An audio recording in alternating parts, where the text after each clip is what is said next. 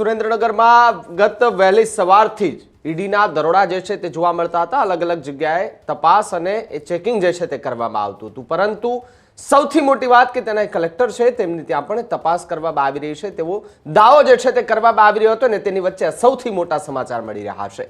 ઈડીની red બાદ સૌથી મોટી કાર્યવાહી જે છે તે જોવા મળી રહી છે।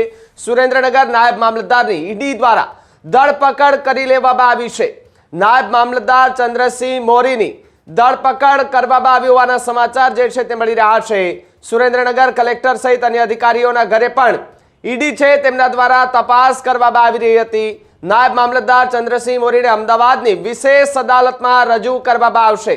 તો સાથે જ ઈડીની ટીમ નાયબ મામલતદાર ચંદ્રસિંહ મોરીને લઈને ઈડીની વિશેષ જે અદાલત હોય છે ત્યાં લઈને જવાની છે। ઈડી દ્વારા 14 દિવસના રિમાન્ડની માંગ પણ કરવામાં આવે તેવી શક્યતા છે। વઢવાણ અને સુરેન્દ્રનગર એમ બે અલગ અલગ સ્થળોએ તપાસ જે છે તે કરવામાં આવી હતી।